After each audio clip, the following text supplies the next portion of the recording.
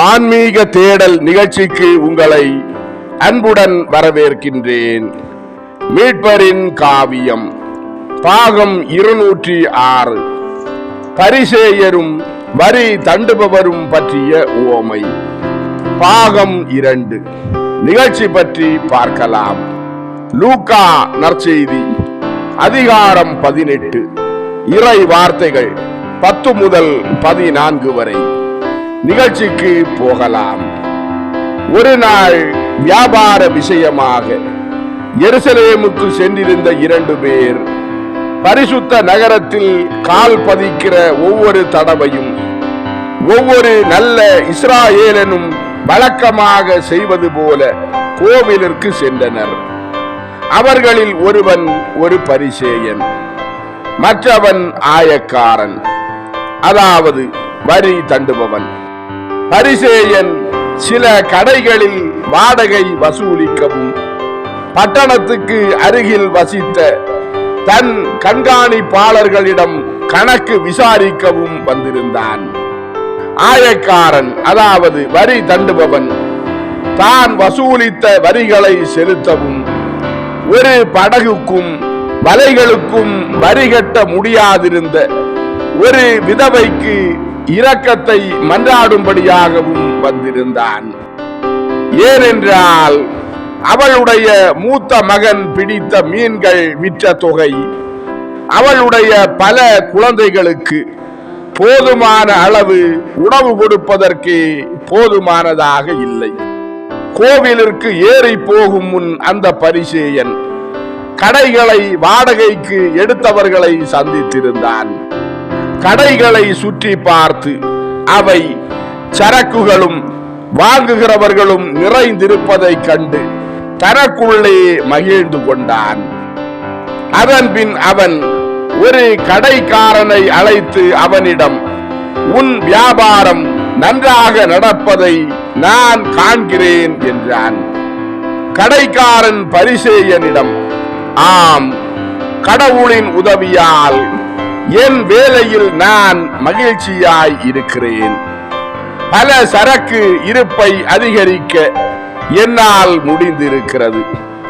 இன்னும் அதை அதிகரிக்க முடியும் என்று நான் நம்புகிறேன். இந்த இடத்தில் நான் நல்ல மாற்றங்களை செய்திருக்கிறேன். அடுத்த வருடம் பெஞ்சுகளும் நிலை அடுக்குகளும் செய்கிற செலவு இருக்காது. அதனால் எனக்கு கூடுதல் லாபம் கிடைக்கும் என்றான். பரிசேயன் கடைக்காரனை பார்த்து, நல்லது, மிகவும் நல்லது, எனக்கு மிகவும் மகிழ்ச்சி. இந்த இடத்திற்கு எவ்வளவு வாடகை கொடுக்கிறாய் என்று கேட்டான். கடைக்காரன் பரிசேயனிடம், ஒரு மாதத்திற்கு 100 திராக்மாக்கள், இது அதிகம்தான், ஆனாலும் இது இருக்கிற இடம் நல்ல இடமாக இருக்கிறது என்றான். பரிசேயன் கடைக்காரனை பார்த்து, நீ சொல்வது சரிதான், இது நல்ல இடம், ஆகவே நான் வாடகையை 2 மடங்கு ஆக்குகிறேன் என்றான். கடைக்காரன் பரிசேயனை பார்த்து, ஐயா, அப்படி செய்தால் எனக்கு எந்த லாபமும் இல்லாமல் செய்து விடுவீர் என்றான். பரிசேயன் கடைக்காரனை பார்த்து, நான் சொன்னது சரிதான், என் சொத்தை கொண்டு உன்னை நான் பணக்காரன் ஆக்க வேண்டுமா? சீக்கிரம் ஒன்றில் 2400 திராக்மாக்களை உடனே கொடு, அல்லது நான் உன்னை வெளியே தள்ளிவிட்டு பொருட்களை நானே வைத்துக் கொள்வேன். இந்த இடம் எனக்கு சொந்தமானது, ஆகவே நான் விரும்பியதை எல்லாம் இங்கு செய்ய முடியும் என்றான். முதல் கடைக்காரனிடமும் 2ஆம் அவனிடமும் 3ஆம் அவனிடமும் அவன் இப்படியே செய்தான். அவர்கள் ஒவ்வொருவருக்கும் வாடகையை இரட்டிப்பு ஆக்கினான். அவர்களுடைய கெஞ்சல்களை அவன் காதிலேயே போட்டுக் கொள்ளவில்லை. பெரிய குடும்பஸ்தனாகிய 3வது கடைக்காரன் இதற்கு எதிர்ப்பு தெரிவிக்கவே அந்த பரிசேயன் காவலர்களுக்கு ஆள் அனுப்பினான். அதிகாரிகள் வந்ததும் அந்த கடையின் கதவில் சரக்குகளை பறிமுதல் செய்வதற்கான முத்திரையை பதிக்க செய்தான். அந்த பரிதாபமான கடைக்காரன் வெளியே துரத்தப்பட்டான். அதன் பின் அவன் தன் மாளிகையில் தன் கண்காணிப்பாளர்களின் பதிவேடுகளை பரிசோதித்து குறைகள் கண்டுபிடித்து அவற்றின் பேரில் அவர்களை சோம்பேறிகள் என்று கூறி தண்டித்தான். அவர்கள் தங்கள் முழு உரிமைப்படி தங்களுக்கென வைத்திருந்த பொருட்களை எல்லாம் பறிமுதல் செய்தான். அவர்களில் ஒருவனுடைய மகன் சாகும் நிலையில் இருந்தான். மிக கூடுதலான செலவுகளின் காரணமாக மருந்துகள் வாங்குவதற்காக அவன் தன் எஜமானின் எண்ணெயில் ஒரு பகுதியை விற்றிருந்தான். ஆகவே பேராசையுள்ள தன் எஜமானுக்கு கொடுக்க அவனிடம் எதுவும் இருக்கவில்லை. எனக்கு இரக்கம் காட்டும் ஐயா, என் பரிதாபமான மகன் சாகும் தருவாயில் இருக்கிறான். பிற்பாடு நான் கூடுதல் வேலை செய்து நீர் நியாயம் என்று நினைக்கிற தொகையை செலுத்தி விடுவேன். ஆனால் இப்போது நீரே புரிந்து கொள்ள முடிகிறபடி அப்படி செய்ய முடியாத நிலையில் நான் இருக்கிறேன் என்றான். பரிசேயன் அவனை பார்த்து, பணம் செலுத்த மாட்டாயா? உன்னால் பணம் செலுத்த முடிகிறதா இல்லையா என்று நான் காட்டுவேன். அவன் அந்த பரிதாபத்திற்குரிய கண்காணிப்பாளனோடு எண்ணெய் ஆலைக்கு சென்று அவன் தன் குடும்பத்திற்காகவும் தன் மகனின் படுக்கை அருகில் இரவில் விழித்திருக்க அவனுக்கு உதவிய விளக்கிற்கு எண்ணெய் விடவும் வைத்திருந்த கொஞ்சம் எண்ணெயையும் எடுத்துக்கொண்டான். அதற்கு பதிலாக அந்த ஆயக்காரனோ, அதாவது வரி தண்டுபவனோ, தன் மேலதிகாரியிடம் சென்றான். அந்த அதிகாரி அவன் வசூலித்த வரிகளை பெற்றுக் கொள்கையில் அவனிடம் 370 காசுகள் காணவில்லை, என்னாயிற்று என்று கேட்டான். ஆயக்காரன் மேலதிகாரியை பார்த்து, நான் உமக்கு அதை விளக்கி சொல்வேன். கிராமத்தில் 7 பிள்ளைகள் உள்ள ஒரு விதவை இருக்கிறாள். அவர்களில் மூத்தவனால் மட்டுமே வேலை செய்ய முடிகிறது. ஆனால் அவன் தன் படகில் கரையில் இருந்து அதிக தூரம் போவதில்லை. ஏனென்றால் துடுப்புகளையும் பாய் மரத்தையும் கையாள முடியாமல் அவனுடைய கரங்கள் பலவீனமாக இருக்கின்றன. உதவிக்கு ஆள் வைத்தாலும் கட்டுப்படியாகாது. கரைக்கு பக்கத்திலேயே மீன் பிடிப்பதால் மிக கொஞ்சம்தான் பிடிக்கிறான். அது அந்த 8 பரிதாபத்துக்குரியவர்களுக்கும் உணவுக்கே போதவில்லை. அவனிடம் வரி வசூலிக்க என் மனது இடம் தரவில்லை என்றான். மேலதிகாரி வரி தண்டுபவனை பார்த்து, அப்படியா? ஆனாலும் சட்டம் சட்டம்தான். நாம் இரக்கம் காட்டுகிறோம் என்று மக்களுக்கு தெரிந்தால் அது பயங்கரமாகிவிடும். அப்போது வரி செலுத்தாமல் இருக்க ஒவ்வொருவனும் ஏதாவது ஒரு காரணம் கண்டுபிடிக்க தொடங்கி விடுவான். அந்த இளைஞன் தன் தொழிலை மாற்றட்டும். அவர்களால் வரி செலுத்த முடியாதென்றால் அவன் தன் படகை விற்கட்டும் என்றான்.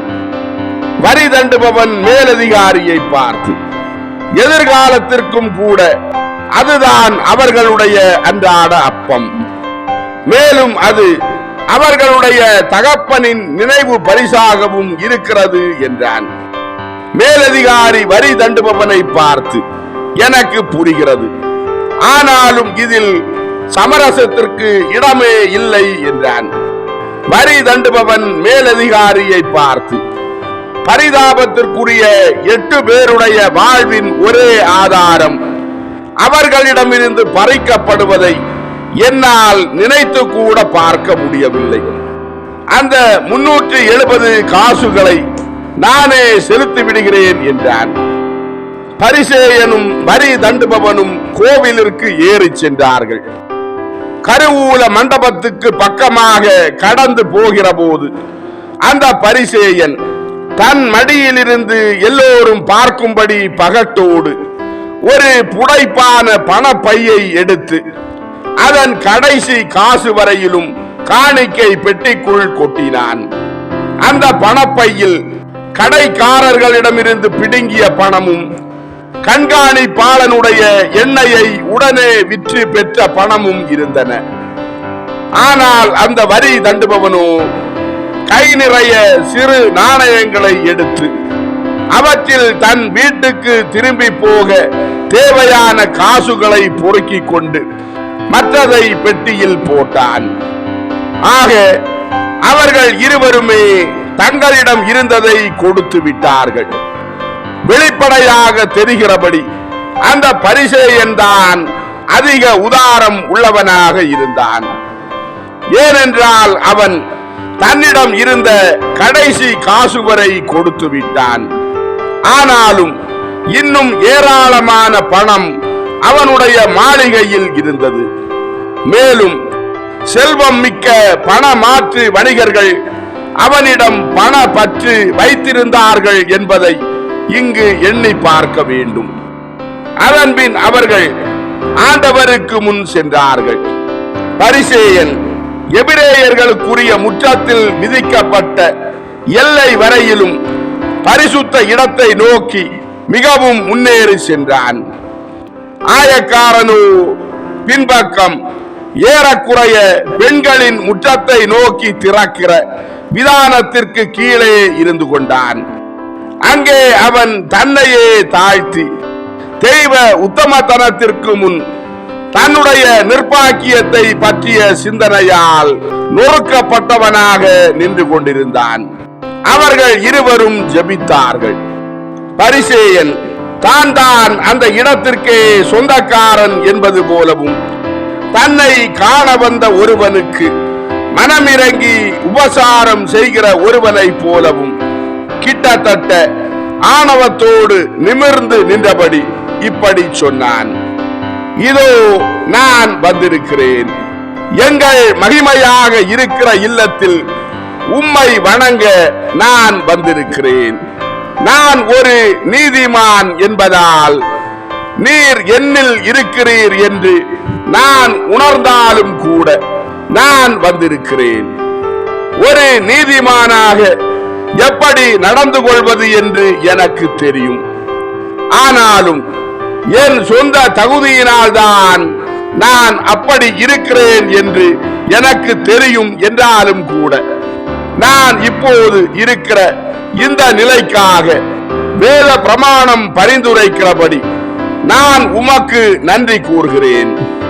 நான் பேராசைக்காரனோ நீதியற்றவனோ மோக பாவியோ அல்லது காணிக்கை பெட்டியில் நான் பணம் போட்ட அதே நேரத்தில் ஒரு கைப்பிடி சிறு நாணயங்களை போட்ட அந்த ஆயக்காரனை போல ஒரு பாவியோ இல்லை. நீரே கண்டபடி என்னை பொறுத்தவரை என்னிடம் இருந்த எல்லாவற்றையும் நான் உமக்கு தந்தேன். அந்த பேராசை பிடித்தவன் அதற்கு பதிலாக தன் பணத்தை 2 பங்குகளாக பிரித்து அதில் சிறிய பங்கை உமக்கு தந்தான். மற்றொரு பங்கை அவன் நிச்சயமாக ஊதாரித்தனமான செலவுகளுக்கும் பெண்களுக்கும் செலவழிப்பதற்காக வைத்திருப்பான். ஆனால் நான் மாசற்றவன், நான் கெட்டு போக மாட்டேன். நான் மாசற்றவனும் நீதிமானுமாக இருக்கிறேன். வாரத்துக்கு 2 தடவை ஒரு சந்தி பிடிக்கிறேன். எனக்கு உள்ளவைகளில் எல்லாம் 10 பாகம் செலுத்துகிறேன். ஆம், நான் மாசற்றவன், நீதிமான், ஆசீர்வதிக்கப்பட்டவன். ஏனென்றால் நான் பரிசுத்தமானவன். ஓ ஆண்டவரே, இதை மனதில் வைத்துக் கொள்ளும் என்றான். அந்த ஆயக்காரனோ தனது தொலைவான மூலையில் இருந்து கொண்டு கோவிலின் விலையேற பெற்ற கதவுகளை நோக்கி தன் கண்களை உயர்த்தவும் துணியாமல் தன் மார்பில் அறைந்து கொண்டு இப்படி சொல்லி ஜெபித்தான். ஆண்டவரே, இங்கே இருக்க நான் தகுதியற்றவன். ஆனால் கடவுளாகிய நீர் நீதியும் பரிசுத்தமும் உள்ளவராய் இருக்கிறீர். மனிதன் பாவியாய் இருக்கிறான் என்றும் உம்மிடம் வரவில்லை என்றால் அவன் ஒரு பசாசாக மாறிவிடுவான் என்றும் நீர் அறிவீர். ஆதலால் இங்கே இருக்க நீர் இன்னும் என்னை அனுமதிக்கிறீர். ஓ என் ஆண்டவரே, அல்லும் பகலும் உம்மை சங்கிக்க நான் விரும்புவேன் என்றாலும் பல மணி நேரங்களுக்கு நான் என் வேலைக்கு அடிமையாய் இருக்கிறேன். அது என்னை அதைரியப்படுத்துகிற மகிழ்ச்சியற்ற வேலையாக இருக்கிறது. ஏனென்றால் என் அயலார்களில் எல்லாம் மிக ஏழைகளாக இருக்கிறவர்களுக்கு அது துயரத்தின் காரணமாக இருக்கிறது. ஆனாலும் நான் என் மேலதிகாரிகளுக்கு கீழ்ப்படிய வேண்டும். ஏனென்றால் இதுவே என்னுடைய அனுதின அப்பமாக இருக்கிறது. ஓ என் இறைவா, என் வேலையின் காரணமாக நான் ஆக்கினை தீர்வை அடையாதபடி என் ஏழை சகோதரர்கள் மட்டில் பிறர் சிநேகம் உள்ளவனாக என் மேலதிகாரிகள் மட்டில் எனக்குள்ள கடமையின் கடுமையை குறைக்க வல்லவனாயிருக்க எனக்கு வரம் அருள்வீராக. பிறர் சிநேகத்தோடு செய்யப்பட்டால் எல்லா வேலையுமே பரிசுத்தமானதுதான்.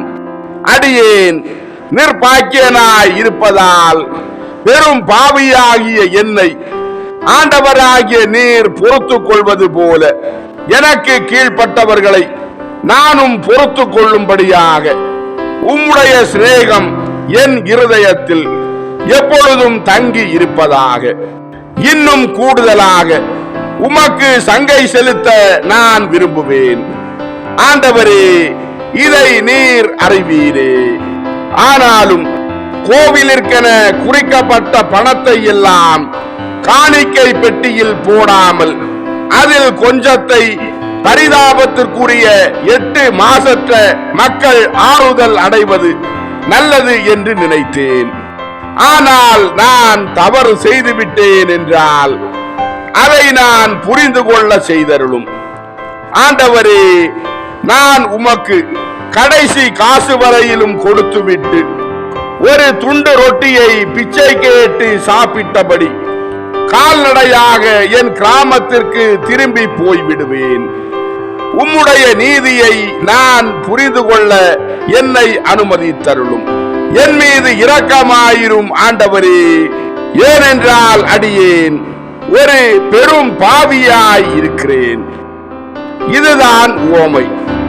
அந்த பரிசேயன் மோரியாவுக்கு ஏறி போகும் முன் தான் கட்டிக்கொண்டிருந்த பாவங்களோடு ஒரு புது பாவத்தையும் கட்டி கொண்டவனாக கோவிலில் இருந்து வெளியே சென்ற அதே வேளையில் அந்த ஆயக்காரன் நியாயப்படுத்தப்பட்டவனாக அங்கிருந்து வந்தான் என்றும் கடவுளுடைய ஆசீர்வாதம் அவனுடைய வீட்டிற்கு அவனை பின்தொடர்ந்து வந்து அங்கே தங்கி இருந்தது என்றும் நான் அதிகாரப்பூர்வமாக சொல்கிறேன். ஏனென்றால் அவன் தாழ்ச்சியும் இரக்கமும் உள்ளவனாக இருந்தான். அவனுடைய செயல்கள் அவனுடைய வார்த்தைகளை விடவும் அதிக பரிசுத்தமானவையாக இருந்தன. ஆனால் அந்த பரிசேயனோ வார்த்தைகளிலும் வெளி பார்வைக்கும் மட்டுமே நல்லவனாக இருந்த அதே வேளையில் தன் இருதயத்தின் அகங்காரத்தினாலும் கடின தன்மையாலும் அந்தரங்கத்தில் ஒரு பசாசாக இருந்தான். பசாசாகவே செயல்பட்டான். ஆகவே கடவுள் அவனை அருவருத்தார். தன்னை உயர்த்துகிறவன் சீக்கிரத்திலோ பிந்தியோ தாழ்த்தப்படுவான். இதில் இல்லை என்றாலும் எதிர்கால வாழ்வில் அவன் தாழ்த்தப்படுவான். தன்னை தாழ்த்துகிறவன் உயர்த்தப்படுவான். விசேஷமாக மனிதர்களுடைய செயல்கள் தங்கள் நிஜத்தன்மையில் காணப்படுகிற மோட்சத்தில் அவன் அப்படி உயர்த்தப்படுவான். வா சக்கேயு, அவனோடு இருக்கிறவர்களும் என் அப்போஸ்தலர்களும் சீடர்களும் ஆகிய நீங்களும் வாருங்கள். நான் தனிப்பட்ட விதமாக உங்களிடம் தொடர்ந்து பேசுவேன் என்றார். அன்பார்ந்தவர்களே, ஆன்மீக தேடல் மீட்பரின் காவியம் பாகம் 206 பரிசேயரும் வரி தண்டுபவரும் பற்றிய உவமை பாகம் 2 நிகழ்ச்சி இதோடு நிறைவடைந்தது. அடுத்த நிகழ்ச்சியில் உங்களை சந்திக்கும் வரை உங்களிடமிருந்து விடைபெறும் உங்கள் ஜான் பிரிட்டோ. ஆன்மீக தேடல் தொடரும். நன்றி.